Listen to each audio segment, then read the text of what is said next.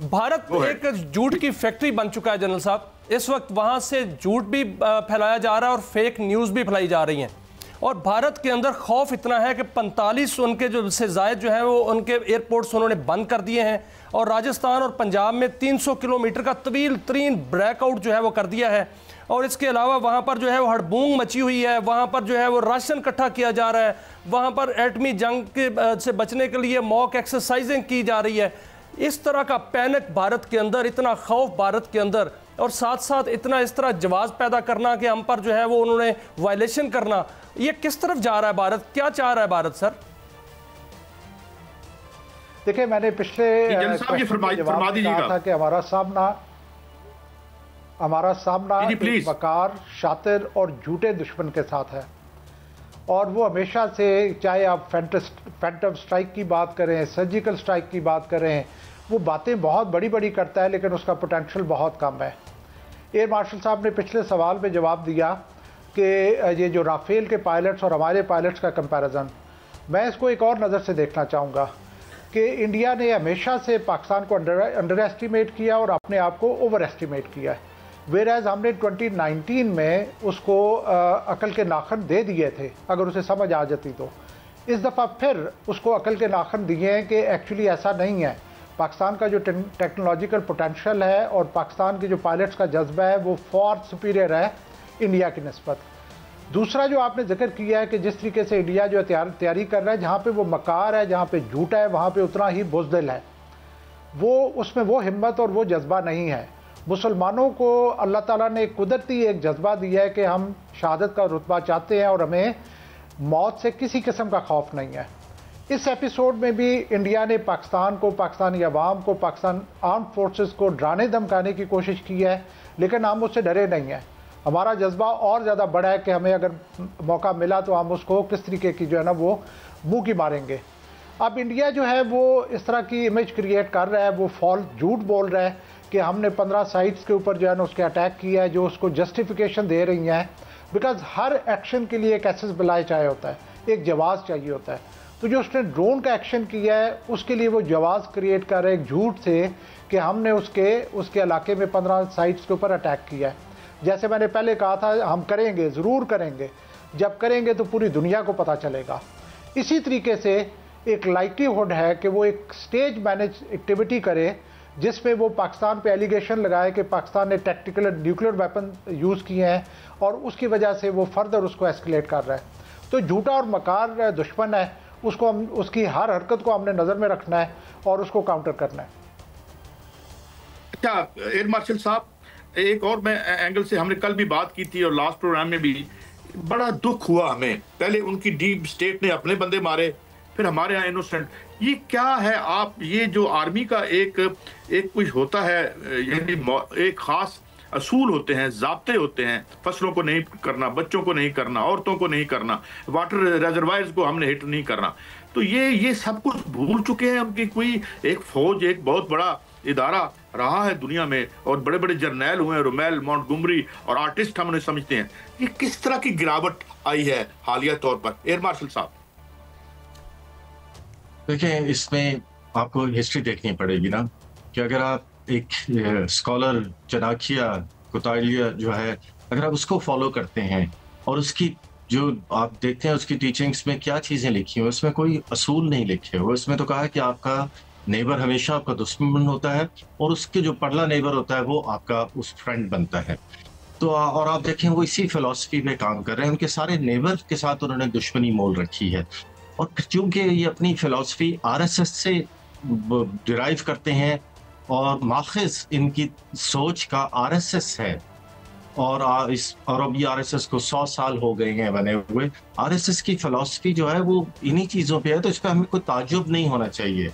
लेकिन अफसोस तो ये होता है कि आरएसएस बाकी सारे हिंदुस्तान को अपनी फिलॉसफी पे कन्वर्ट करने की कोशिश करें, और बदकिस्मती से बहुत सारे लोग बीजेपी के टेन्योर में इस तरह की फिलॉसफी पे आ चुके हुए हैं। तो इस पे हमें कोई ताज्जुब नहीं होना चाहिए कि उनके यहाँ ये रूल्स जो हैं, रूल्स ऑफ वॉर जो हैं, वो फॉलो नहीं हो रहे। वो शायद उन्होंने कभी भी उस तरह फॉलो नहीं किए थे जैसे हम लोग फॉलो करते हैं। हमारे सामने हमारे साथ हमारी तारीख है कि जो हमें बताती है, और हमारे पास हमारी किताब है और हमारे पास हमारी सुन्नत है जो हमें डिफाइन करती है कि आपने कैसे लड़ना। हम तो किसी दरख्त को भी नहीं जंग में नुकसान पहुंचा सकते। मैं थोड़ा सा उस पे आना चाहूंगा जो आपने उन्होंने पूछा कि हमला किया, हमारे जो है वो 6 जगहों पे जो है वो 24 हमले किए, मिसाइल मारे। हमें जो है वो किस तरह हमला करना चाहिए, हमें उनके मुकाबले में 24 के मुकाबले में कितने मिसाइल जो है वो उनको दागना चाहिए, ताकि मोदी भी कह रहा है कि पाकिस्तान जो है वो 40 शहरों पर हमला कर सकता है, RSS जो हेडक्वार्टर है उस पर हमला कर सकता है। तो फिर ऐसे नापाक जो ठिकाने हैं इनको तबाह तो करना चाहिए। जी आप बिल्कुल ठीक कह रहे हैं। अभी इंडियन NSA ने जो 6 ममालिक के अपने उनके हम मनसब जो हैं उनको इन्होंने टेलीफोन कॉल्स की थी।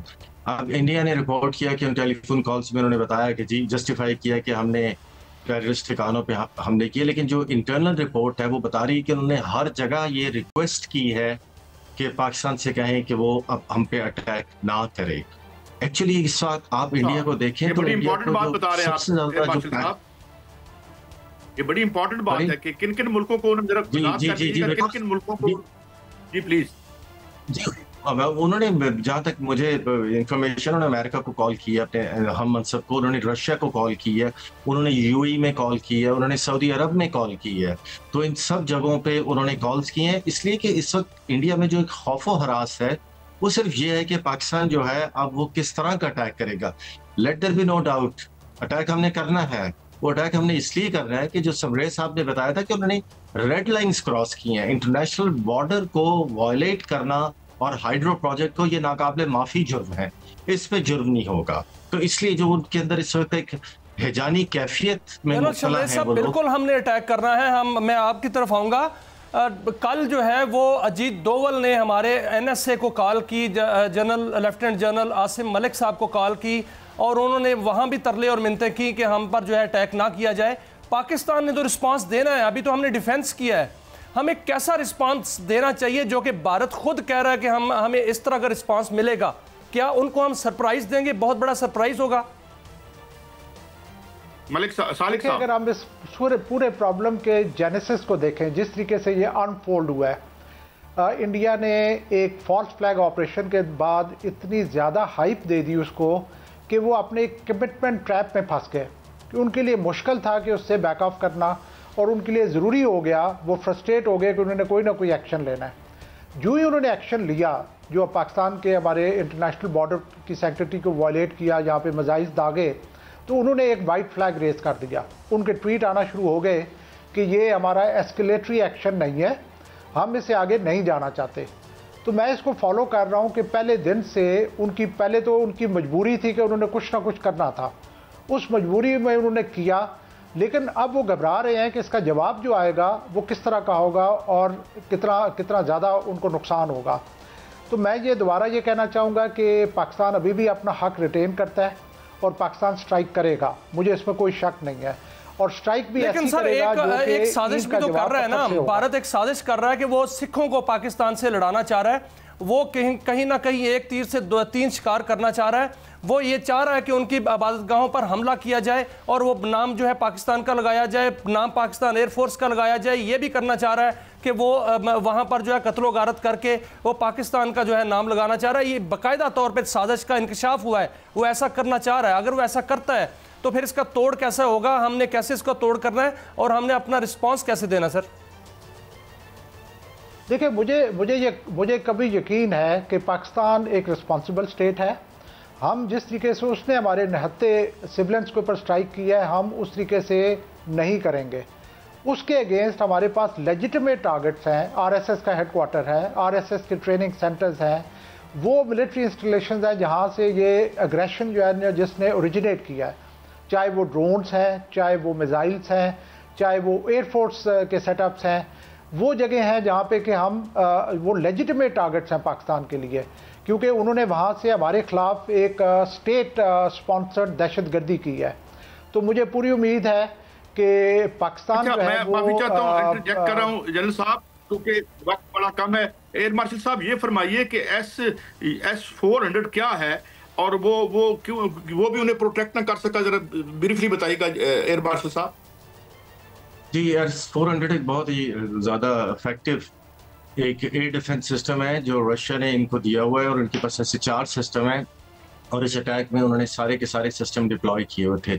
लेकिन उन्होंने उनको थोड़ा दूर डिप्लॉय किया था, इसलिए कि उनको डर था कि हम उस पर अटैक करके उनको डिस्ट्रॉय ना कर देंगे। इनके पायलट उसका जो एक सर्कल बनता है लेट्स से 400 किलोमीटर का, उससे बाहर निकलते हुए बहुत घबराते हैं, क्योंकि उसके अंदर रहते रहते इनको ये प्रोटेक्शन मिल रही होती है और उससे वो बाहर नहीं निकलना चाहते। लेकिन जब एक्चुअल वॉर होगी, उनको उससे बाहर निकलना पड़ेगा, तो मेरे ख्याल में उनकी एंजाइटी और इत्तराब में काफ़ी इजाफा भी हो जाएगा। इम्पॉर्टेंट बात बताई आपने और मीनिंगफुल। लेकिन एक ब्रेक है, ब्रेक के बाद नाज़रीन ये बात हम मजीद सीखेंगे कि कैसे तारीख रकम हुई और किस तरीके से जनरल साहब ने, जिस तरह एयर मार्शल साहब ने बताया कि एक हर मार्क का एक नई तारीख रकम करता है और तालीम में भी और इल्म में भी इजाफा करता है वारफेयर की।